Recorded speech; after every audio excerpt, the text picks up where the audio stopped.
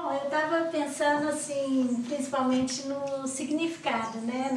Na intensidade, na força desse momento de ter aqui quase 3 gerações dos Tupinambá, que tem talvez assim uma representação fortíssima na nossa história, né, do país, e cuja luta, cuja forma de lutar também tem se atualizado até os dias de hoje.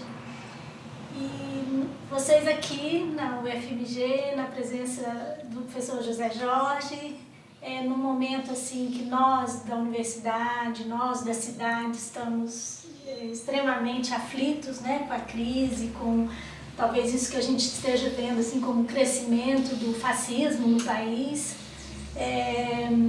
Eu acho que esse momento tem um significado muito grande, né? Tanto para a gente pensar o que tem sido no Brasil a educação formal e a responsabilidade da universidade com respeito a isso, como o papel da universidade nesse momento de crise, mas também assim a resposta que muitos mestres que têm vindo aos encontros de saberes, que têm chegado na universidade, mas também têm lançado suas vozes diante da conjuntura, têm a nos dizer no Brasil assim, sobre a profundidade dessa crise hoje, assim, o que eles podem nos dizer hoje sobre o que a gente está vivendo, o que vocês têm a nos dizer, né? Vocês Tupinambá, com tudo que vocês têm vivido, com toda a história de luta que vocês têm, o que vocês têm a nos dizer hoje sobre o enfrentamento possível dessa crise que a gente está vivendo. Então, a relação disso, né, com a responsabilidade nossa na universidade. Um pouco essa... Eu sou o cacique Babau Tupinambá, da aldeia Serra do Padeiro, nós do território indígena Tupinambá de Olivença. Olha, nós, naquela região sul da Bahia, nós nunca enfrentamos uma democracia naquela região, pois é uma região que foi proibido índios e não índios de estudar, todos para servir a senhores do cacau, senhores de engenhos. As universidades criadas na região foi feita para vir o pessoal do sul estudar, não para os da região nossa. Então, todas as fazendas que tinha naquela região, era proibido os filhos dos empregados estudarem exatamente para eles manter a mão de obra ativa e não faltar mão de obra. Isso também requer porque nosso país rico tem extrema pobreza, né? Nós lutamos com os conhecimentos que veio de gerações para que não se perdesse. E fizemos uma frente de resistência, também não aceitando a imposição do que vinha de lá para cá. Claro que padecemos bastante, morreu bastante, mas não curvamos essa decisão. E aí o país foi andando em uma direção que não era mais só excluir, também era cooptar e dizimar os saberes. Quando a gente começa a acessar as escolas públicas municipais, primeiro ensinava quem é da roça é alguém insignificante, que não tem sentido de ser, que só quem é da cidade que é importante, da roça não é importante. E se não fala um português adequado, são pessoas burras. Isso as pessoas das zonas rurais começavam a abandonar as salas de aula, a sair. Por nós não falar totalmente o português e uma hora com pouca a gente está falando, com pouca aparecem palavras da nossa cultura, e aí isso até ofendia os professores, né? Porque se a gente chegasse e licitasse para outro Enecoema, ou chamasse alguém de Cunhã, para eles era uma ofensa, era algo irrepreensível. Então, nós foi saindo daquele espaço. Mas quando decidimos a através da nossa cultura religiosa que nós vinha, sempre sabendo que a gente ia ter que lutar pelo nosso território, inclusive para realinhar nossa região, nossa nação, porque nós não ia poder ficar submissa o tempo todo. Mas, por causa das causalidades anteriores, levou uma quietação do povo quando a gente recebe a ordem de reivindicar o território Tupinambá, que era para que todos soubessem que nós estávamos ali e queríamos. Isso também provocou efervescência no país. A gente pensou que seria só local, mas não foi só local. Porque o pensamento e a forma de Tupinambá agir, nós achamos que era algo simples, mas não sabia que ofendia tantos. Que levou ao quê? Primeiro que nós decidimos isso aqui, sempre foi nós nunca saímos, nós fomos invadidos, assassinados e tomados. Nós fomos acusados de tudo nesse país. Então, a colônia Prestes passou naquela região, nós foi chamado de comunista. Lampião estava no sertão, nós era Lampião também. Tudo que tinha no país na década de 30, os Tupinambá do sul da Bahia foi acusado e o governo Getúlio Vargas nos ocupou e fizemos um enfrentamento e não cedemos a ele. Então, quando nós chegamos no ano 2000, que nós falamos, bom, agora não vai acontecer mais isso. E nós diz, nós somos Tupinambá, estamos aqui, queremos nosso território de volta.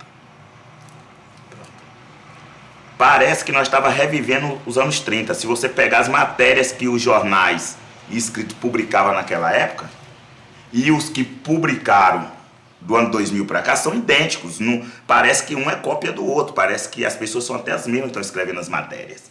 E sai o Fernando Henrique, entra o governo Lula. A gente tinha uma expectativa que seria mais tranquilo. E aí a gente percebe que não, porque a intensidade da perseguição em cima de nós, ela se triplicaram naquela região toda. Nós fizemos logo um enfrentamento na linha da escola, que nós falamos que nós não aceitávamos mais que o branco ensinasse, que nós tínhamos sabedoria suficiente para nós mesmos ensinar os nossos, educar o nosso jeito, porque não dá certo.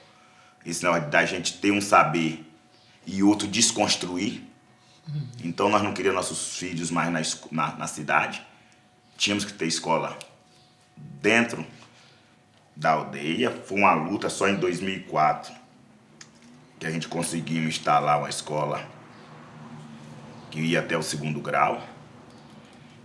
E aí nós lutando e as perseguições, quando nós falamos assim, a nossa educação ela é voltada para a essência do que é Tupinambá. Nós é o ambiente que vivemos.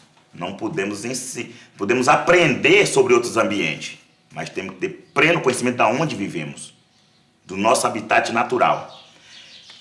E aí que uma coisa que ficou bem legal aí nessa questão, quando a gente bate o pé e quer nossa educação, aí o governo da Bahia mandou a DIREC ir até a Serra conversar com a gente. Aí eles viram que o que nós cobrávamos era real, que não era só os indígenas que não tinham aula. Era todo mundo naquela região era analfabeto. Os poucos indígenas que tinham estudo, que nós saímos de lá e estudamos fora. Estudamos em Porto Seguro, Cabralha, e na cidade de Guararema estudamos um pouco, mas a pressão era muito... Voltamos, aí ele pede, bem assim, o governo do estado fala assim, mas eu não, aqui tem muito analfabeto, a população inteira. Dá para a escola de vocês atender aos não índios aqui de perto?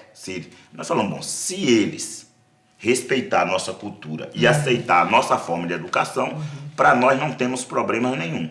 Porque rejeitar também é uma forma de discriminação. Então, foi um ponto de sucesso que nós terminamos. Chegamos em 2018, que não tem mais analfabeto na nossa região.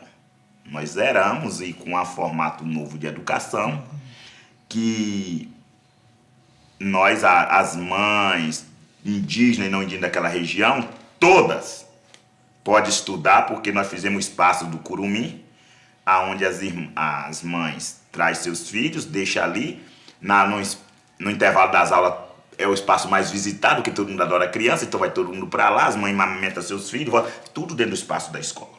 E com isso nós trouxemos cursos técnicos de agricultura, mais gerido por nós, e a partir daí nós não foi para a faculdade, nós fizemos faculdade à distância.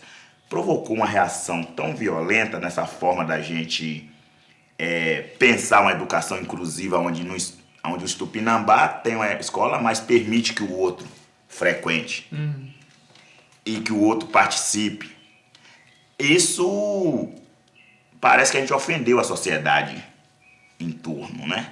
E o que vem mais? Aí vem a educação, a saúde. A saúde também nós temos, poxa, nós estamos sendo bem atendidos, mas o não índio ali, vizinho da gente, tá morrendo. Ele não tem. Ele nunca passou pelo médico, passou pelo. Vamos colocar também. Deixa ele ser atendido. Não vai nos matar por isso, não. Aí começou a luta da gente pela terra, que é nossa, nós sempre vivemos, pronto, decidiram que tinha que nos matar. Mas também tinha que tirar tudo, tinha que tirar a saúde, a educação, tinha que tirar tudo, porque isso seria um absurdo. A ponto de nós, em pleno governo Lula, na democracia total, a gente viu invasão de Polícia Federal, a gente viu ser aplicado sobre uma aldeia que as penas queria ficar em seu canto, ser colocado a lei antiterror dos Estados Unidos ser aplicada em cima de nós. Eu vou fazer um relato do que foi, como foi essa lei antiterror aplicada em cima. Então, quando eles viram que a nossa educação fazia com que as pessoas em torno de nós gostassem, nós falávamos, não, eles não querem nada só para eles, eles têm uma coisa que nós podemos usar também. O que está vindo está melhorando. Aí o que e nós ser autônomos não aceitava, nós nunca aceitou, nós aceitamos assim, que a FUNAI a gente entende que é um órgão do governo federal, cabe a ele gerenciar as políticas públicas, mas não impor as políticas públicas. Nós nunca admitimos que, porque o dinheiro vem para a FUNAI e o administrador da FUNAI vai comprar e vem cá aplicar. Nós falamos, e nós é o quê? Por que não diz quanto tem, nós pegamos o dinheiro e nós mesmos pesquisamos, nós mesmos aplicamos? Por que alguém tem que fazer tudo, só entregar aqui na mão da gente? Nós não aceitamos isso, então deixa lá. Deixa que nós trabalhamos, nós compramos o que nós precisamos. Não queremos cesta básica não, governo. Nós não queremos, nós não gostamos disso. Nós sabemos trabalhar, sabemos escolher o que queremos comer. Isso ofendeu muito as pessoas que queria dominar, queria mandar. Então chegou uma forma de alguém que não admitia. Não. Aí nós desenvolvemos a nossa agricultura, trabalhando. Então os fazendeiros e Polícia Federal se reuniram como combater os Tupinambá, como neutralizar.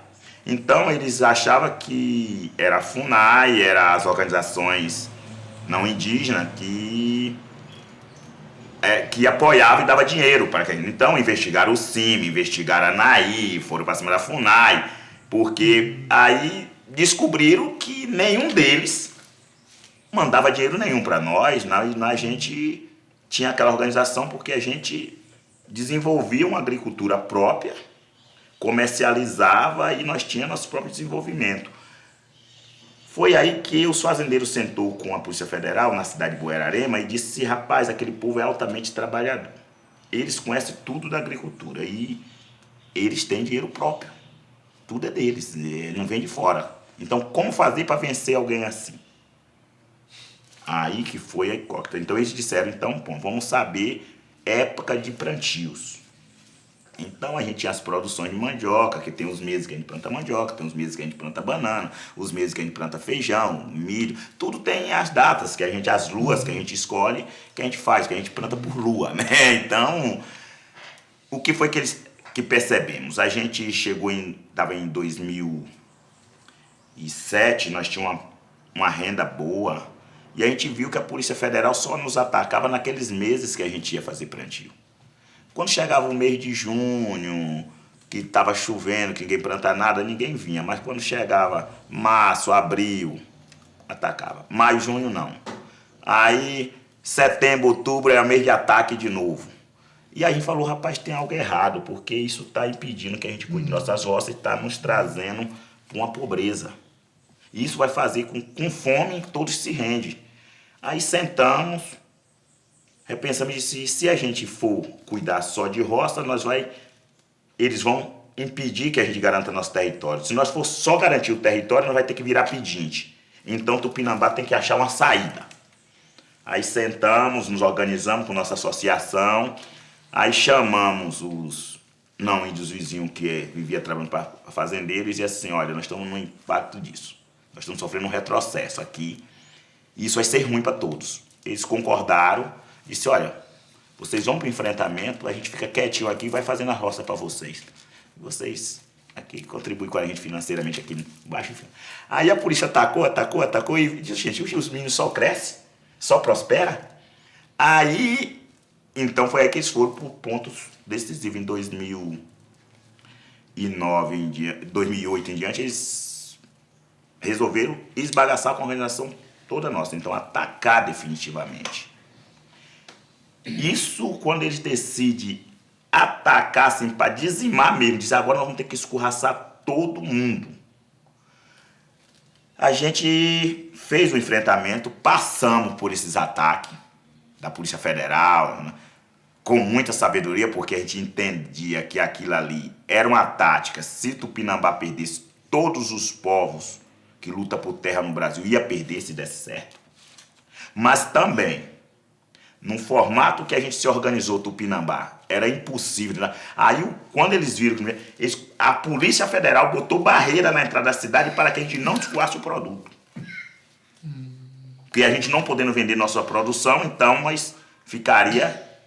Foi aí que nós disse logo que nós não podemos levar nossa produção, nós vamos fazer os empresários virem comprar nossa produção aqui e sair com ela.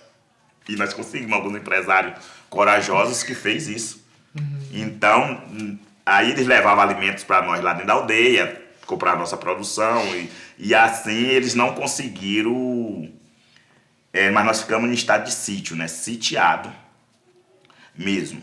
E aí a situação, e a gente não desistiu da escola, da saúde, não desistiu de nada.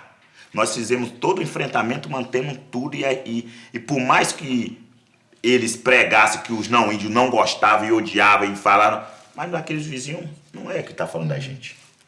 A gente está falando de um não índio que está lá longe, um não índio que é fazendeiro, um não índio que gosta de ver o sangue derramar, um não índio que gosta de escravizar pessoas. Não é aqueles que também é escravizado aqui junto de nós. Então nós não precisamos maltratar isso. Então nós sempre tivemos essa consciência de não generalizar. E não generalizar trouxe também uma importância muito grande das pessoas ver em nós alguém que eles podiam confiar. Nós vimos que a juventude não podia ficar solta daquele jeito. Criamos logo um grupo de formação para os jovens, com seminários onde envolvia jovens não só da nossa aldeia, mas de outras aldeias. Nós fizemos isso em pleno ataques, a polícia continuamente lá dentro. E a gente fala assim, por que isso? Se a gente não está matando ninguém, não está ofendendo ninguém, a gente não está agredindo ninguém, mas a gente estava trazendo, devolvendo para uma coisa, era a esperança. Eu acho que era isso que eles não queriam, que na nossa região tivesse esperança. Que o pobre tivesse esperança de crescer, de ser reconhecido como ser humano, como gente. Foi aí que nós entendemos o que é que eles não gostam. Eles não gostam de saber que o outro tem inteligência até ou mais do que eles. Então Tupinambá vai proporcionar para que todo mundo nessa região vai ter que ter igual saber. E vamos abrir as portas da aldeia para todos que queiram, inclusive os inimigos que quiser aprender. Aí a Federal quis vir aprender sobre guerra. E aprendeu. Aí tudo veio de cada vez. E aí nós falamos uma coisa, Jorge, que naquele dia na conversa eu não falei. Que nós falamos, o governo nosso vai reativar a ditadura no país só para atender a oligarquia desse país.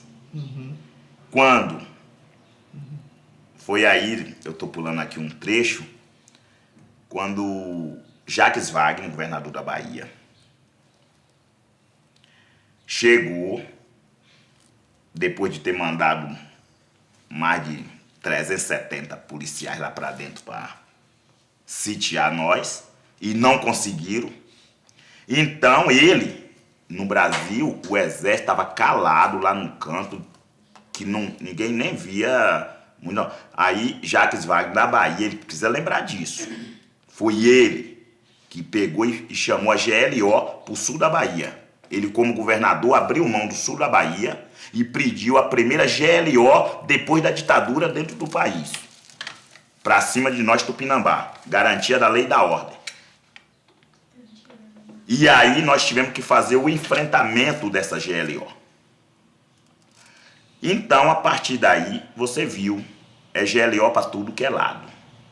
E agora, olha o que eles fizeram, todos estão fazendo para não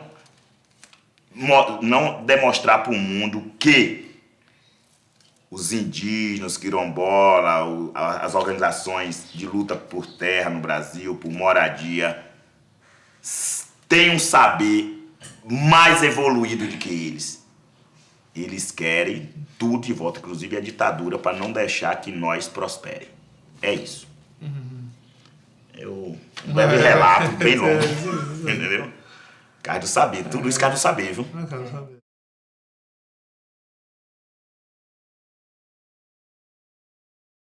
É uma guerra de epistêmica, né? Mas aí vem um contraponto estranho, que as universidades cresceram na época da ditadura militar. Exato. Elas cresceram para atender a outra coisa. As universidades expandiram violentamente nos anos 70. Foram criando universidades federais em inúmeros estados, não é? Paralelo ao que você está falando aí, né? Exatamente.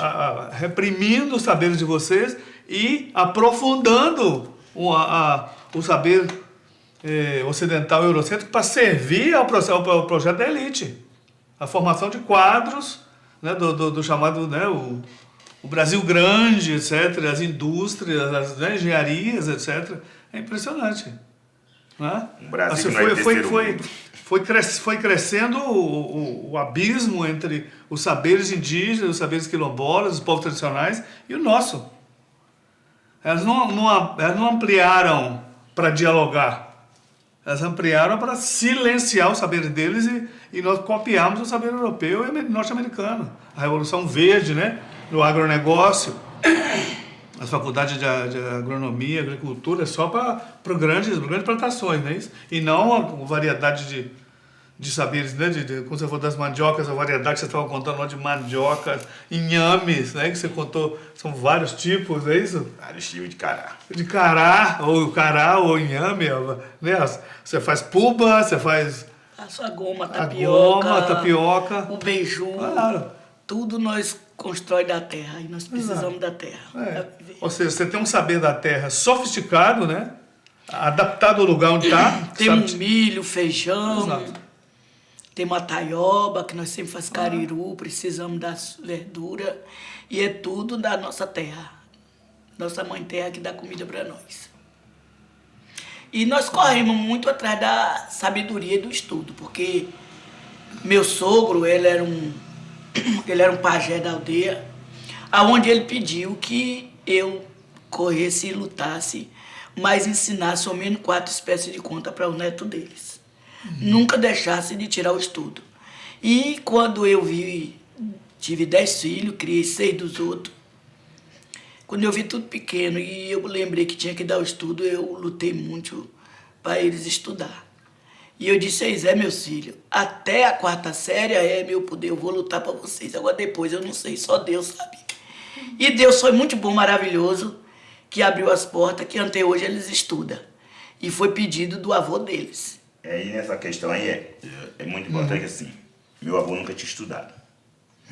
E ele chamou, foi eu, minha irmã e meu outro irmão mais velho, os 3, e ele disse, olha, tudo isso aqui era nosso.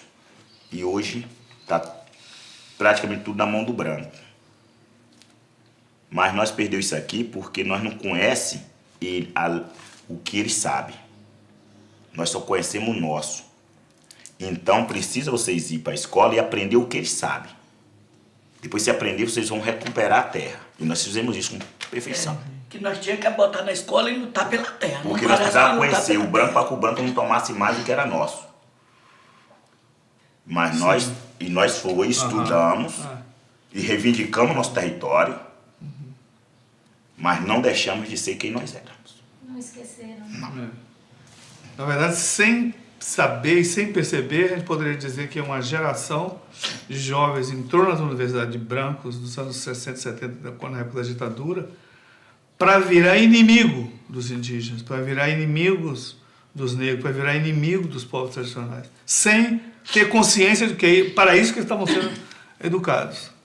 Eu vi uma coisa muito bonita. Os engenheiros, os médicos, os agrônomos, tudo viraram inimigos. Eu vi uma coisa muito bonita quando eu ia na faculdade, que eu nunca tive, meu sogro nunca teve, mas sempre falava. E eu vi negro, índio lá pedindo ajuda para aqueles jovens, que é o futuro da manhã, ajudar sobre o território, sobre a terra e sobre a nação, né? Eu fiquei muito feliz, achei muito bonito por essa luta. De resgatar a sabedoria, o que o jovem sabia e sabe, o que os velhos sabem, para não morrer, né? Meu sogro morreu, levou a sabedoria dele. E hoje nós temos um pouco do que ele passou para nós. E se nós amanhã fartar, fica sem saber. E é bom passar para o jovem crescer e nunca esquecer que a terra é mãe, a terra cria e a terra limpa, tudo no dela. E é muito bom a terra. E cada um que nem nós lutamos por nossa terra, para nós viver nela, criar os netos, os bisnetos e nunca sair dela.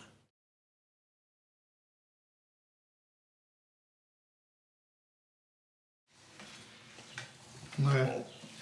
E aí, Jorge, eu sei que vocês vão fazer outras perguntas, mas a gente tem que... Vocês vão dar um vídeo, estão na universidade, e a gente tem que botar aqui também os anseios das gravidades das coisas. Uma pessoa, um ser humano, só tem reconhecimento de pátria, de nação, se ele mantém algumas coisas.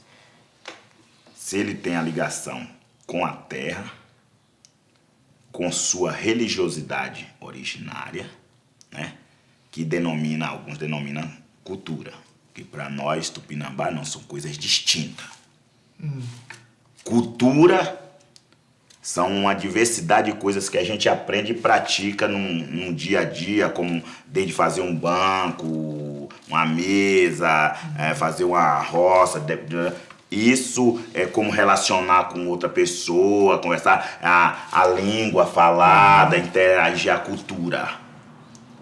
Mas a religiosidade não. Ela define as nações. Não podemos perder. Porque o mundo é conquistado, o pessoal diz que é na guerra, não. É dizimando a religião do outro. Impondo a minha religião sobre o outro. No momento que eu apago a religião dele e boto a minha, eu assumi o país dele totalmente. Foi o que tentaram fazer com nós aqui no Brasil. Ocuparam, trazendo à frente a cruz de Cristo. E tentaram nos impor uma outra cultura religiosa, outra religião. E nós, aqueles 518 anos, lutamos e permanece com a nossa fé. Apesar que acaba todo mundo junto sabendo da católica, sabendo de outros, não. Mas, num momento agora, nós estamos enfrentando uma gravidade muito grande. Que as nações indígenas, no nosso tempo, no tempo dos meus avós, dos outros, era imposto a religião, a força, era tirado a língua à força, tudo que mantinha nós como dono da terra, era tirado à força. Só que hoje eles mudaram, estão com as pentecostais aí espalhadas, envolvendo para retirar dos indígenas de várias nações a sua originalidade e sua fé, sua cultura. Enquanto tira isso, eles também perdem o amor pelo território. Isso é muito grave. E eu estou andando na região amazônica, toda a região, estou vendo o que está acontecendo. O que aconteceu com nós no Nordeste e por que nós manteve. Nós perdemos língua, porque nós achamos que a língua pode ser perdida, pode ser recuperada para fazer alguma coisa, esquece. E a gente vai ter que ficar vivo para garantir nossa terra. Mas a nossa cultura religiosa nós não podemos perder. Então nós mantivemos a nossa fé. Perdemos as outras coisas. Se alguém acha que perdeu, eu acho que nós não perdemos. Mas mantemos nossa fé. Só que o que eu estou vendo nos nossos indígenas que estão sendo conquistados agora, nas invasões, está sendo diferente. Estão tirando dele o que é mais precioso, a fé nos encantados, naqueles que manteve eles se tornar tão grande dentro da mata. Você chega nos Munduruku, tem 14 mil indígenas dentro da floresta. Cresceu ali porque há uma força muito poderosa, manteve eles grandes. E por que alguém vai lá dizer que tudo deles é demônio e quer tirar tudo deles? Isso é muito grave. Isso é pior do que tirar o território. É você tirar a alma das pessoas. Isso é muito grave. Muito sério. Para nós manter os professores de notórios saberes em todas as áreas, só mantém se estiver a religiosidade própria. Mas no momento que ele tem outra religiosidade, ele acha que todos esses saberes notórios não tem serventia, o importante é daquele do país originário daquela religião. Isso são, porque nós somos analistas também, nós somos seres de guerra, então nós analisamos tudo. Eu não sei o que você acha. Não, está certo, porque aqui está falando do cosmos vivo, a epistemologia dos cosmos vivos. Vocês são, a natureza está viva para vocês, né? E ela, os encantados estão nela, né? Então nós estamos num ambiente que não tem encantado. A terra para nós está morta. Então você pode fazer o que você quiser, passa o trator por cima, corta as árvores, inunda, porque de qualquer forma não tem nada ali, ela está morta. Então o que você está falando, né? Tirou a alma das pessoas e tirou a alma da terra, né? E aí, nós trabalhamos desse jeito. Essa é a maneira como as universidades ensinam. E os remédios naturais, né? Nós temos as ervas naturais de fazer o chá, os banhos, o rio, a água. E tem que ser limpa, preservada. Não pode ser uma água imunda, não pode ser uma água suja. Eu vejo aí hoje tudo quanto é coisa que vem do rio, mas o rio é a luz, o rio é vivo. O rio precisa de cuidar, precisa de tratamento do rio. A água é vida. E nós precisamos das folhas, da água para remédio. Como é que nós vamos pegar uma água poluída? Como é que nós cospemos em nossa água? Como é que nós jogamos fezes em nossa água? A água, o rio é vivo, o rio é luz, o rio é uma aldeia, o encante está dentro dele. Para nós preservar e beber água limpa e curar com as ervas, com as folhas. Que todos os remédios é das ervas, é das folhas. E essa folha tem que ser, não pode ser poluída, essa folha tem que ser um lugar fértil, uma mata. Todos os remédios, muitos remédios na mata não é plantado. Ele já pega lá, que ele já nasce. Como é que derruba a mata e queima o remédio que nasceu lá dentro, que Deus deixou? Nós, do Pai Tupã, deixou as ervas, deixou as plantas. E nós não podemos acabar com isso, saber não.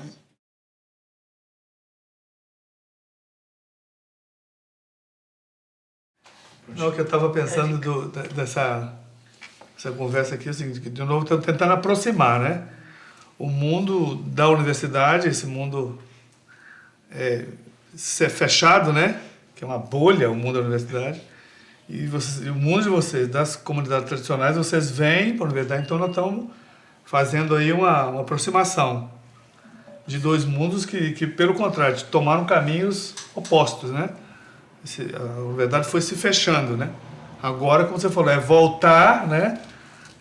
Ao que deveria ter sido feito lá no início, que era ter sido construída todo mundo junto de uma vez só, né? Quando foram construídos, já devia ter trazido todo mundo, né? Os negros, indígenas, quilombolas, todo mundo devia estar dentro. Aí eu estou pensando que tem realmente umas coisas sistemáticas. É que enquanto vocês estão integrados, na verdade, nós apostamos em não estar integrados, não estar integrados. Aí tem coisa muito simples, que eu estava pensando. A UNEB está lá, ela está em Porto Seguro, né?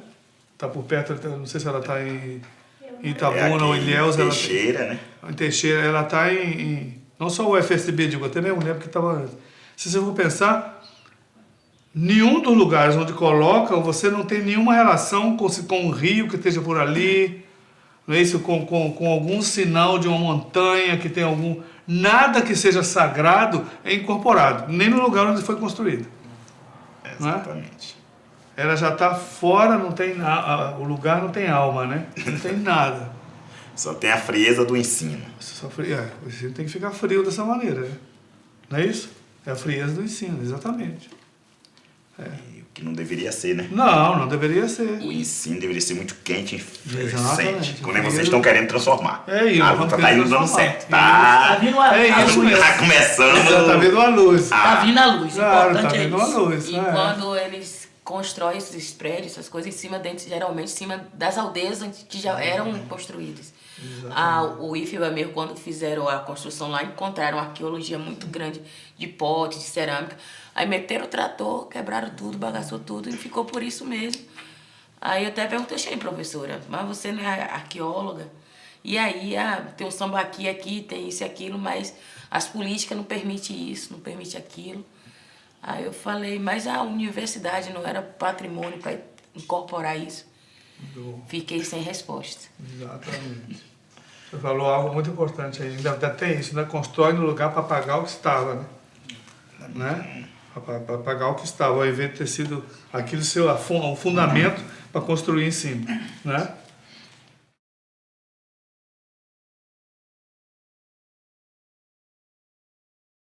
E aquela pergunta que a menina fez da educação, né? Sobre esse método, né? Isso. Olha, a gente sempre sabe quando o ser humano tem um conhecimento mais abrangente, a primeira coisa que elimina é a pobreza. Entende? A coisa que chocou muito naquela região foi isso. As pessoas eram criadas, desde os avós até os bisnetos, para servir a um senhor proprietário de terra. Quando nós abre as portas da escola e ensina uma educação, até que tem uma educação na outra escola, mas lá eles ensinam como fazer avião, como fazer automóvel, como aprender sinalização de trânsito, como uma série de coisas que não é o mundo daquele aluno. Então, o mundo daquele aluno é outro. Ele não acha importante um avião. Ele acha importante um voo de um pássaro. É melhor você explicar sobre o pássaro e sobre todo o voo dele, que é muito mais interessante que sobre o avião. Então, a escola nossa, foi tanto quando o governo veio, nós vamos colocar aqui o curso de formação geral. Falei geral e nada, que ninguém nunca aprende tudo, para de bobagem. Eu quero uma formação específica. Eu moro na aldeia, lá só nós temos planta, temos terra, temos água, temos ambiente. Eu quero uma educação que nos capacite aqui. Então, eu quero técnica em agricultura e agroecologia. Esse é o curso que eu quero. Aí pirou, mas teve que aceitar, nós só aceitamos o curso, porque nós não queremos outro. Porque esse daqui nos empodera daquilo que nós temos. Ah, não, vamos trazer agropecuária. Eu digo, meu amigo, nós não é sertão, chove o dia todo, o ano todo. Para que eu vou pegar? E queria a força botar agropecuária para nós. Eu digo, pode ser que no futuro a gente precise incorporar ainda mais esse conhecimento. Eu digo, mas não é o momento. Não. Então, veja bem, nós tínhamos uma região que era todas dependente dos auxílios vindos do governo. Com a criação da escola em 2004, hoje em 2018, em torno da nossa aldeia, não existe pobreza mais. E as pessoas, o que muda? O que muda também é o perfil. Aquilo que era trabalhador rural que vivia, ele resolveu se organizar e dizer, não, eu tenho direito à terra. Eu quero que o governo me dê um lote de terra para que eu trabalhe com minha família. Para que eu possa ter minha casa e receba meus familiares. Aí o governo não gosta de uma educação plena, porque o cidadão se empodera de seus direitos, que está na Constituição. E aí nós fazemos questão na escola da gente, os direitos indígenas, do direito de todo mundo, e ler a Constituição para todo mundo. É tanto que agora eu vou fazer um curso para as crianças indígenas lá, os jovens, direito constitucional. É eu mesmo, que sou professor. Direito constitucional. Sobre a lógica, expectativa nova, como nós entendemos que ele tem que estar ali. Então, não começou sábado agora porque eu vim para cá, mas vai. Entendeu? Nós mesmo faz a formação. E aí os não independentes, nós também ensina ele o que é saber como chegar na prefeitura, dizer que lá não é o prefeito que manda, que nós temos direito e que a lei orgânica do município nós precisamos conhecer. E aí nós questionamos. E eles não têm vontade, porque a escola da cidade não ensina o aluno a questionar nem mesmo a lei orgânica municipal. para saber o que o vereador faz, o que é que o outro faz. Mas nós é diferente por quê? Eu falo assim, Tupinambá é um país, aldeia, Tupinambá é um país. E ela é gerida dessa forma. Então, nós temos o cacique, tem o pajé, que é o poder maior do que o cacique, porque é o religioso, então... mas tem todas as outras lideranças e nós temos que ser demandados. E nós temos que ser cobrados. Então, as pessoas na comunidade sabem. Saber por que tal coisa não foi, como é que precisa se organizar para tal. E a nossa função é deliberar, não é fazer. Chega as demandas na aldeia, primeiro eu vou ao pajé, o pajé diz como é que tá, e aí eu vou usar a minha parte, que é a administração, sento todo mundo, e vou deliberando quem vai fazer cada coisa, e vai fazendo de acordo com a capacidade de cada um. Porque essa história de você querer que todo mundo tenha capacidade igual, é burrice. Exatamente a capacidade diferente que você forma o ambiente perfeito. Porque cada um vai ocupar um espaço, não vai ter competição em espaço nenhum. Você vai usar cada um em seu espaço. E aí nós aprendemos, nós olhamos desde criança, onde ficam os espaços. E aí, quando aí a Alda do Cine até brinca, babá, você é na hora que você termina, você não sobra nada para você fazer. Eu digo exatamente, porque um governante que termina de administrar, de separar os afazeres, e sobrou 2, 3 coisas para ele, porque ele não sabe administrar. Porque não vai sobrar tempo para ele fiscalizar e ver se estão dando conta. Eu digo, é fundamental ele saber que tudo que ele tem que está executando é os outros e ele não tem que se envolver diretamente. Ele tem que apenas olhar, observar e aprender. E cada dia é isso. A isso nós aplicamos na nossa região, dentro da nossa escola. E aí o cacique só delibera a escola, mas quem executa são as mulheres, são o pessoal. E aí eles fazem isso com perfeição. O que acontece? Nós temos um jovem não indígena na nossa região, muito mais assim valorizado. E aí eles fazem parte do grupo do Sem Terra, e briga pela terra, aí depois trabalha, compra uma casa na cidade, mas não fica na cidade, e já aluga a casa na cidade, fica na roça, pega o dinheiro de lá que ele recebe, ele investe, o cara não vai pro banco, a gente fala assim, não vai pro banco tomar empréstimo, porque isso aí vai te quebrar. Faz uma associação, quando vocês venderem o produto, lembre-se, toda dono de casa sabe que não pode gastar tudo. Então, na hora que você vender o produto, uma porcentagem você guarda na associação. Chega no final do ano, aí vocês investem aquele que tem estocado na sua produção. Que foi assim que nós Tupinambá faz. Tudo que nós planta e nós comercializa, aliás, nós tem mais de 100 tipos de produtos que a gente tem, mas a gente só comercializa uns 4. O restante é para fertilizar o solo. Aí esses que nós produzimos, nós deixamos uma porcentagem na associação, que é 30% do que produzimos, nós deixamos retido na associação, porque um país tem que ter seu imposto para conseguir gerir. Aí quando a gente faz viagens, pagar advogados, a gente não... E também nós contrata pessoas para ajudar a fazer roça, que nós temos muitas áreas de roça. Nós, assim, por alto, assim, nós temos hoje 3.500 tarefas de cacau, nós temos mais de 200... mais ou menos 200 mil a 300 mil pés de abacaxi plantado. Muito. Nós temos, assim, em torno de uns 60 mil pés de banana da terra plantado. Grande produção. Aí nós temos mais de 20 mil pés de cupuaçu plantado. Nós temos açaí, banana da praia, nós temos mais de 200 mil pés. E com isso a gente até mudou o IBGE, Foi. a visão do BGE, como ia nas comunidades indígenas. Com uma briga. Com uma briga danada. Então, se eu fazer um comentário aí, seria o seguinte: o Babau raciocina no passado, no presente e no futuro. Você raciocina nos 3 níveis, né? Você está na ancestralidade, você conhece a história do Tupinambá desde o início, antes de chegar Pedro Alves Cabral, depois vem os quilombos, vem os africanos escravizados. Então, ele está raciocinando no passado completamente. Você está raciocinando no presente, como você está explicando aí, né? O IBGE muda porque vocês têm Nós batemos de frente com ele. que está funcionando. E você raciocina para o futuro, porque você, na educação, como que você vai ter uma estratégia da continuidade. O que nós tínhamos que fazer é o seguinte, é como se ele fosse um professor titular, né, de imaginação política, de refazer a cidadania, como você ensina a cidadania na universidade. Na universidade nós não temos praticamente uma formação cidadã dos estudantes, né? Porque há uma cidadania com a perspectiva indígena, com a perspectiva tupinambá, né? Veio o bispo, por exemplo, que explica uma cidadania numa perspectiva quilombola, né? Vem Joelson, explica uma cidadania na perspectiva do MST, do assentamento, dos outros povos. Nós temos que aumentar a imaginação política, a imaginação cidadã. É isso. Nós só temos uma que é copiada, que é a imaginação política europeia. Mas não está enraizada aqui, não tem raiz nenhuma aqui. Não é?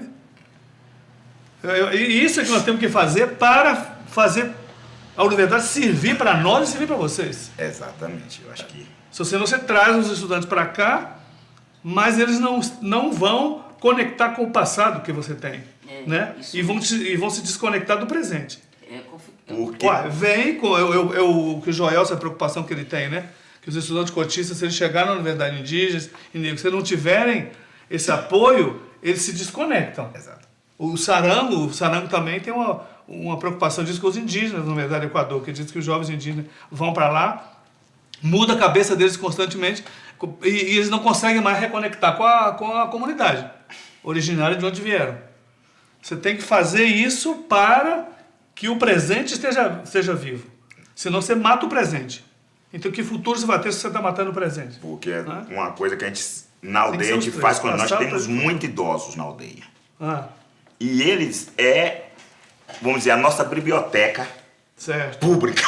Que está aberta a acesso de todos. Certo. Então, e como a cultura tupinambá ela é oratória, os idosos, eles até ganham mais tempo de vida quando os jovens começam a procurar ele para eles contar sobre o passado. Aí eles se sentem tão importantes que eles não se dão o direito de adoecer, para que eles saibam a importância dele dentro do povo. Ele não é o idoso na nossa aldeia, ele é altamente ativo. Por quê? Todos nós, como é que eu vou buscar o conhecimento para me plantar? Porque eu não tenho essa idade toda. Eu tenho que perguntar isso, como é que eles tocavam em tempos mais difíceis. E como é que sobrevivia naquele tempo. E eles me ensinam. Que é isso que eu tenho que passar para frente. Por isso que eu sei, desde que Ana de Cabral chegar aqui, porque a gente vai acumulando esses ensinamentos. Aí eu pego uma coisa, como é que eles faziam roça num tempo que não tinham dinheiro? Por isso que chamaram nós de comunista e tentaram nos dizimar.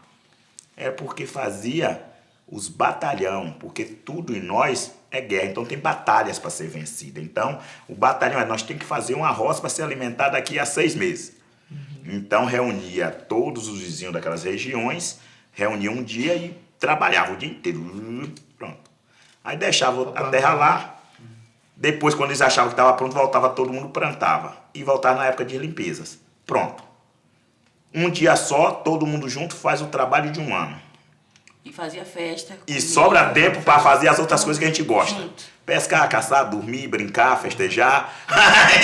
E a roça, nós não se tornamos escravos da roça. Nós não é escravo. Se chegar lá, Tupinambá brinca o dia todo, nós não é escravo. Nós temos tudo isso plantado. Que eu falei. Sim. Mas você não vai encontrar nós na roça praticamente o dia nenhum. Porque nós conseguimos se integrar. São vários tempos, né? Você tem o tempo que você está arrumando a terra, depois o tempo que você vai plantar, não é isso? Depois o tempo vai limpar, até o tempo de colher, etc. Enquanto isso, o outro a colha que é mais interessante, que é o tempo de festa, né? Que é comer tudo que plantou. E a parte mais importante. O São João, a festa junina nossa lá, é muito interessante, porque nós temos que ter, porque todos nós temos que plantar o milho, todas as famílias têm que plantar seu pedaço de milho para a festa junina, para reunir. Aí nós faz licor de tudo que é fruta que nós temos. Porque vai ter que... E aí, menina, nós matamos o boi, aí vai todo mundo festejar e comer muita carne, então é a parte que a gente... É uma parte... Agora é fé, não, é religiosidade nossa, nós temos que ter tudo isso, você sabe o que é? Você comungando todo mundo juntos. Festejando, brincando, você não vê violência, não vê briga. Que é uma coisa que na nossa comunidade não tem. Quando a gente vê na televisão essas violências, não encontra uma mulher que foi espancada, um marido que foi, uma criança que foi violentada, foi espancada. Não. Aí a gente assiste televisão do branco e se assusta com o que a gente vê, com o que a gente não tem dentro de nossa casa. E a gente também não quer que os nossos aprendam. E por isso que a gente tem que, cada vez a gente... E aqueles que chegam, a gente fala logo que foi um avanço também. O pessoal sem terra, os outros quando foi estudava muito com nós, tinha muitos da bebida alcoólica, criança que apanhava das mães, dos pais, os pais que batiam nas mães. Nos primeiros meses, a gente fez uma reunião com eles, falou, olha, e lá todo mês, né, sério, uma vez por mês, a diretora da escola, que é minha irmã, convoca todos os pais, índios e não índios, para sentar, para explicar, porque nós não admitimos que a criança chegue aqui machucada. Nós não admitimos que a mãe chegue com o olho roxo. Nós não admitimos que uma criança... Aí nós... Pronto, né? E outra coisa, o pai que toma cachaça mata os filhos de fome. Nós também não gostamos. Você vai estar em nossa escola, mas nós queremos que vocês mudem tudo isso. E não é que mudaram? Bem melhor. Mudou. O assentamento também hoje está bem melhor. Então... Porque se você dá um murro numa criança, a criança aprende que é dar um murro em você. E Mas as se crianças, você não der até um as crianças murro deles, se mexer, eles sabem que pode contar pro cacique, sabe que o cacique vai tomar providência. E o pai dele não vai poder bater nele, que uma das coisas que as pessoas mais têm medo é, eu conto pra fulano não faz nada, eu vou apanhar de novo, né? E aí não conta. Só que eles têm confiança de, não, se eu contar pro cacique babau, meu pai nem ninguém vai mexer, até os não índios lá daí falam assim, ele não vai mexer em mim. Então eles têm confiança em contar. E aí, isso a gente quebrou um círculo de violência doméstica naquela região. Também, quando a gente põe a escola e abre a porta da escola e diz, olha, aqui o saber é dessa forma. O Babau tinha que estar no conselho diretor da UNEB, né? Da UFSB, nos conselhos, né? Você tá, né? Nos Eu conselhos. não, nenhum. Tinha que estar nos conselhos, né? Que na verdade, como se fosse assim, a UFMG agora tem que ter assim, a perspectiva Tupinambá, né? Epistemologia Tupinambá, depois até a perspectiva Chacalina, vai ampliar. Nós tínhamos uma perspectiva só, né? Agora a gente vai aumentando as perspectivas. Então ela vai ser reconstruída com o conjunto dessas perspectivas. E aí vocês criam a maior perspectiva. Como é que você se torna grande? É quando todos conhecem sua cultura. E que todos respeitam sabendo que ela não é evasiva. Ela não vai tomar a sua, não vai ocupar a sua, mas vai fazer parte que você pode aprender. Vai conviver. Né? E aí, aonde Tupinambá sempre conseguiu viver entre outros povos, mesmo não sendo tupi. Porque se nós chegamos em Pataxó, nós é Pataxó. Respeite. E nós vai respeitar Pataxó e pintar a pintura Pataxó e fazer os cantos Pataxó. Quando nós está em Guarani, nós somos Guarani. Nós não impõe a nossa cultura ao outro jamais, mas não perdemos ela nunca. Essa é a diferença.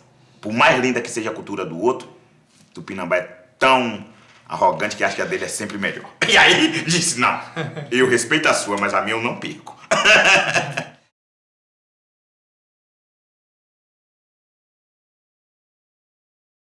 Eu queria fazer um comentário, retomando um pouco essa nossa história política recente. Eu fiquei escutando você, Babau, e Dona Maria, Glicéria, e os comentários do José Jorge também.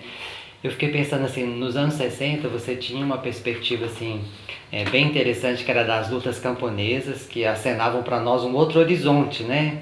Que era trazer esse pessoal que você falou, o mundo da roça, o mundo do trabalho, o mundo camponês que era explorado, né, até a exaustão. Ele se torna aí um sujeito político, entra para a história do país e a ditadura vem e sufoca, né, destrói violentamente esse movimento camponês. E eu fico imaginando assim, fazendo um retrospectivo, parece que hoje há um novo protagonismo político indígena. E escutando você e vendo os exemplos que você menciona de outros povos também, como você menciona os Munduruku, por exemplo, ele é feito, parece, uma frente mais alargada. E vejo esse diálogo que vocês têm aí com o pessoal do MST, dos assentamentos, assim, parece uma coisa riquíssima, porque é isso que José Jorge falou. É uma imaginação política acrescida de preocupações que a gente não tinha nos anos 70, depois, nos anos 60. Nos anos 70, o movimento operariado, que constituiu uma frente importante de resistência à ditadura também, não tinha uma imaginação como essa, né? Eu queria que você falasse um pouco sobre isso. Eu tenho a impressão que tem um novo protagonismo político e epistêmico indígena, e ele alarga o horizonte assim, né, para todos, sobre os brancos, inclusive, como se, né, a Jorge falou, a nossa imaginação política também se esgotou. Né, e o que vocês trazem é uma riqueza de questões ligadas a isso que você mencionou, a política, ao conhecimento, à religiosidade. Isso. O que foi que aconteceu? Sempre tem um marco em alguma coisa para mudar alguma coisa. Os indígenas estavam muito separados um do outro. E dentro da própria FUNAI em Brasília, tinha uma implantação dentro até dos próprios funcionários lá muitas vezes, de colocar os índios do Nordeste contra os índios do norte, os índios do norte contra o do nordeste, e criar, assim, sabe, um enfrentamento. Só que índio não entra muito nessa, né? Nós mesmos buscamos soluções. Foi aí que os Caingangue, do nada, resolveram fazer um acampamento em Brasília. Vieram e acamparam na esplanada dos ministérios. Pá! Os outros indígenas olhou e disse, eles estão com razão, nós vai apoiar. Aí que o acampamento Terra Livre. Não, tem surgindo aí. Eu fui agregando os outros. Aí os outros, não pode morrer. Vocês tiveram uma belíssima ideia. Isso que é bom no povo indígena, que um reconhece quando o outro faz uma coisa boa. E aí nós vimos que ali era um espaço para nós dialogar o país inteiro uma vez por ano. Nós começou com 10 povos, 20, 30, chegou a 115 nações. Está em Brasília discutindo durante uma semana todas as temáticas, e isso está incomodando, que já tiraram nós das plenárias dos ministérios, estão jogando toda hora, jogando mais de um campo. Né? Agora estão empurrando, porque eles sentiram que isso é força, porque nós não tínhamos como conversar entre nós. Mas agora nós sabemos que uma vez por ano, nós temos uma semana para nós dialogar entre nós e colocar e afinar as situações, entender o que está acontecendo e ver o que pode fazer. E com isso foi sendo trabalhado que o sem terra não é inimigo, que o quilombola não é inimigo, o outro não é inimigo, que nós podemos somar, que nós podemos não. E aí o pessoal da região amazônica começou a ver toda aí, desses 5 estados da Amazônia, começou a ver que o Nordeste tem muito a oferecer a eles. E eles também têm muito a oferecer a nós. Separados seríamos mais fracos. Exatamente. Então começou a ver isso. O movimento negro começou a ver que realmente eles não podiam discriminar os indígenas, que sentando com os indígenas, eles iam também pegar uma expectativa boa de guerra, de luta, algumas... E aí mudou a ponto, eu circulo o país todo conversando com a no Mato Grosso do Sul, ali, principalmente com os Terena, com os Guarani, eu sou ídolo deles, eles é meu ídolo, que nós gostamos demais. Assim como fui no Acre com Geminal, com aquele povo todo, com os Umiquim, tudo. Rapaz, é uma coisa, sabe, que eu fico sem arrepiado quando a gente se junta, eu mais os parentes. Nós se juntamos. Agora mesmo, tava com os parentes de Munduruku, no Pará, estive no Maranhão com meus parentes de Capó para discutir as temáticas da invasão dos territórios. Aí com pouco eu me deparo, o Quilombo me chamando, Babá, você vem cá para nós discutir. Aí com pouco eu me deparo com o pessoal lá no Morro do Alemão, Babá, vem cá para nós discutir. Aí eu fui lá, aí eu vou. Aí lá em São Paulo, minha coisa, no Morro do Alemão foi muito interessante, porque foi discutir. E no dia que eu fui, foi na semana que aquela menina, os policiais mataram aquela menina na frente da escola, né? Nossa. Tinha matado. E o alemão tava efervescente, assim. Aí eu tive lá e fizemos um dia. Marcelo Chorrel, Daniela Lacon, eu conversando com a dona Zilda Chaves, Zilda, os filhos, e reuniu e veio outras pessoas de outras favelas, veio pra cá pra se reunir comigo. Eu digo, olha a importância, viu? Eu estou aqui, eles convidam até outras favelas pra vir, pra sentar, pra dialogar, pra entender por que eles morrem tanto. Por que está acontecendo tudo isso com eles? Eles não é bandido, eles não é isso. E por que estão? Só aparece na mídia aquilo. E por que está aquilo? E eu sento, mas eles começam a conversar, depois cada um começa a expressar o que estava acontecendo. E aí eles falam, olha, nós não é evangelho, na verdade nós é povo de terreiro, mas se a gente botar nossos trajes aqui, as religiões mandam os traficantes virem aqui tomar, rasgar, e a gente não pode fazer... Eu falei, eu digo, é por isso mesmo. Eu falei para eles, é isso que está acontecendo. Vocês são da matriz africana, é diferente de nós indígenas. Eu digo, eu sei que não discute isso entre vocês, muitas vezes a gente sabe que não, mas vocês são povos de oferenda. Se vocês não fazem oferenda, vocês se tornam oferenda. E por isso tanta bala perdida mata tanto de vocês, olha bem. Não foi bala perdida que matou índio aqui na cidade, não. Mas mata só vocês. Não consegue bala perdida aqui matar algum branco. Só mata negro. Eu digo que vocês são povo de oferenda. No momento que eles proibiram vocês de praticar a fé de vocês, e vocês se sucumbiu ao medo e recuou, vocês não confiaram na sua fé. Então sua fé continua querendo a oferenda. Então vocês se tornam a oferenda. Eu digo o contrário, nós indígenas, nós não é povo de oferenda, nós é povo de guerra, nós é povo de fazer. Nós não precisa estar fazendo oferenda para encantado. Nós não precisa colocar nada em lugar nenhum. Nós vai, nós cai, nós pede, ele vem e socorre nós. Nós não sabe, nós não entra na mata, nós desconheceu alguma coisa, nós pede para que ele clareie, ensine para que serve aquela planta, na mesma hora vem e sabemos a solução e para que serve e como fazer. Nós é um povo diferente, mas vocês até faz isso que nós faz. Vocês lidam com folhas, lidam com... Mas vocês, tudo que vocês pegam, vocês têm que oferecer. Eu digo, Janaína, nós mergulha junto e nada junto, porque chama a irmã. Eu digo, vocês não, vocês têm que levar presente, fazer festa e nós E a vocês são... oferenda que nós botamos lá, quem come é nós. Então, aí expliquei isso, não sei se o povo negro gosta de receber essa explicação, mas enfim. Mas a gente tem que dizer aquilo que a gente sabe e conhece das coisas, né? Porque cada um de nós tem uma responsabilidade.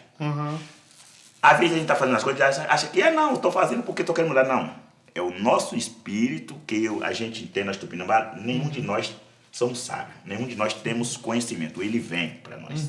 Nós tem. Tipo o computador ali. O computador só tem a sabedoria que você coloca, né? Nós também. Isso aqui é uma espécie, assim, vamos dizer, de computador. Só que nós tem alguém que quer que a gente faça e envia exatamente aqueles saberes para nós. Que é o momento que nós temos de pessoas que, na hora que receber os saberes, disse, eu vou botar para frente. Eu acho que eu posso mudar a universidade, eu estou dentro da universidade, eu vou usar o meu cargo que eu tenho para fazer a diferença. Eu sei que muitos não gostam, mas eu vou ter que expor. Mas tem pessoas que não, que vem a coisa aqui, ele até tem vontade da ideia, mas não, eu não vou dar não, porque o outro pode não gostar, o outro pode se sentir mal. Aí ele guarda para ele e morre ali. Deu um vírus na mente, não passou para ninguém. Mas ao contrário, agora a gente está vendo que as pessoas estão expressando, estão transmitindo. E eu acredito que o futuro é essa unidade entre as nações no Brasil, ela se tornar cada vez mais forte, porque todas as nações no Brasil estão sendo atacadas fortemente em seus direitos.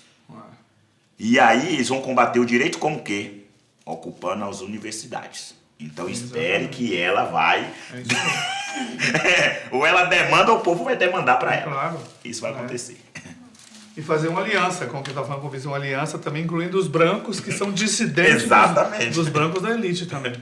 Exatamente. Não é isso? Vai fazer uma união de todos os povos, de todas as porque na verdade, nessa questão... Um projeto emancipatório novo, né? Que tem a diversidade do Brasil incluída nela. Né? É do ambicioso. Uma revolução nova, né? O rico ambicioso é aquele negócio de reinado. Eu sou o rei que quero ter tudo. Então eles querem ser dono de tudo. Isso é muito grave. Tudo pode ser conciliado desde que você não quer tudo. Mas quando você quer mandar no outro, pisar no outro... Eu não consigo ficar dando ordem nos outros toda hora. Eu gosto de eu mesmo estar... Agora, quando você está vamos distribuir tarefas, aí eu digo, certo, vamos distribuir tarefas. Mas ficar dando ordem, mano... Eu mesmo tenho que saber fazer. Saber fazer. Nem todo branco é ruim. Nem todo negro é bom. Nem todo índio é bom. Porque nós, depende daquele espírito que a gente deixa ir para frente. Que a gente queira compartilhar, conciliar. E aí nós temos um mal, e aí eu falei já algumas vezes, agora por incrível que pareça aqui em Minas, ressurge o problema de novo, que o cidadão que furou o Bolsonaro questionou a maçonaria, os negócios, né? E nós Tupinambá entendemos, e eu já falei isso, não é por causa desse caso, eu venho falando outras vezes, há universidades no mundo, vamos dizer assim, desde a Grécia Antiga, do século 50 a.C., ela foi pensada por Sócrates, Pitágoras, aquele pessoal todos lá, exatamente numa maçonaria. O pedreiro que constrói o saber. E eles resumiram, levaram para Roma e resumiram mais e importaram para ter o ser dominante e o outro ser inferior, mesmo sendo da mesma raça. Sim, é verdade. O negócio caiu. Sim. Entendeu? E aí foi importado isso para o mundo com tanta perfeição, porque aí criaram a maçonaria mundial e ela empoderou todos os ricos com ela e no pensamento dela. O Congresso Nacional hoje reflete o que pensa eles. Isso mesmo. E a falar assim, ou fica assim, eu acho graça que a gente é muito simplista. A gente joga Ah, o agronegócio está elegendo fulano. Fulano tá assim, meu amigo, não quero saber quem é o agronegócio, quem é a bancada da bala, quem é do boi, quem está elegendo. Eu quero saber que organização todos eles se encontram. Porque senão, um brigava com o outro. Só não briga porque eles partem do mesmo local. No mesmo, só que em várias vertentes. Então, nós temos um mal central. Tem. E você não pode combater a rama. Você tem que combater o tronco. Para evitar, se você não poda as árvores, o excesso de broto impede que ela bote. E é o que acontece com nós. Ou seja, nós temos um poder único mandante dentro do Congresso Nacional. E a maçonaria. Que une a bancada do boi, da bala, da bola e parte da Bíblia. Eu sei que eles não gostam, mas eu estou dizendo. Temer é maçom, você sabe, né? É. Eu tenho uma foto dele. De Todo São Paulo, de mundo- 2 anos atrás, na maçonaria. Todo mundo é filho de Deus, mas cada qual tem sua diferença. Todos nós é filho de Deus, mas não somos igual. E o povo quer que seja igual, mas não é. Gente, vamos... O Davi Copenal também falou ontem que são diferentes. Ele falou para mim assim, nós não somos iguais, um homem é diferente, não tem assim não. Ele falou, O sangue é vermelho, ninguém tem sangue preto. É A diferente. mulher disse lá ontem, você viu? Ah, nós todos somos iguais, o sangue é vermelho. Sim, nós todos temos sangue vermelho, nós todos somos filhos de Deus, mas não somos iguais. Tem Quem é que todo- mata o corpo? É o sangue. Quem mata o corpo eu sou. O sangue, Quem faz mal o corpo é o sangue. ele pode provocar isso. Então, quando a gente diz isso, que a gente tem, dentro da família, a gente tem 4 irmãos, cada um quer uma coisa. E aquele que quer muito uma coisa, pode até destruir os outros. sim, sim. E aí, aonde mora a sabedoria, você tem que combater exatamente esse exagero que você tem de querer ser maior que todo mundo e ter mais que todo mundo. Sabedoria demais é monstruosa. Agora, a sabedoria distribuída, ela é perfeita. Compartilhar. Compartilhado. Agora, aquele que quer todo saber para si, não dá. É outro Não modelo, dá. né? Lindo. Outro modelo de conhecimento, né? Lá em Outro Tupinambá modelo. era assim, toda vez que... É horrível, né? Vou contar aqui, assim... Tem história. Tem história, não Aí sabe? tá Tupinambá. Aí o que? As pessoas... Para os Tupinambá, quando alguém tem muito saber, ele se torna altamente perigoso. Como ele conhece de tudo e sobre tudo, ele representa um perigo mortal para o próprio povo. Porque ele pode dominar todo mundo. Claro. Então, ele precisa imediatamente distribuir essa sabedoria entre todos. Aí o pessoal vai lá, pega ele, bota numa mesa, corta o pescocinho dele, cozinha, come. E o assa come. Aí ele fica igualmente em todo mundo. Então a sabedoria dele não é mais só dele, é de todos. Porque ele pode se tornar um ditador. Claro. Porque ele acha que sabe tudo e os outros sabem menos e ele tem que mandar em tudo. Não pode ninguém. Então é melhor a sabedoria dele no meio de todos, Claro. todos fazendo parte dela, de que ele só achando que é o bambambam. Então, melhor nós como Isso, exatamente. distribuir a sabedoria. A ideia desses centros de excelência do saber é uma monstruosidade, na verdade. O que ele está falando é algo monstruoso, essa própria ideia. Né? Aquele lugar é que vai ter todo o saber, todos os outros vão ser inferiores a ele. Isso é uma ideia monstruosa. Muito bom.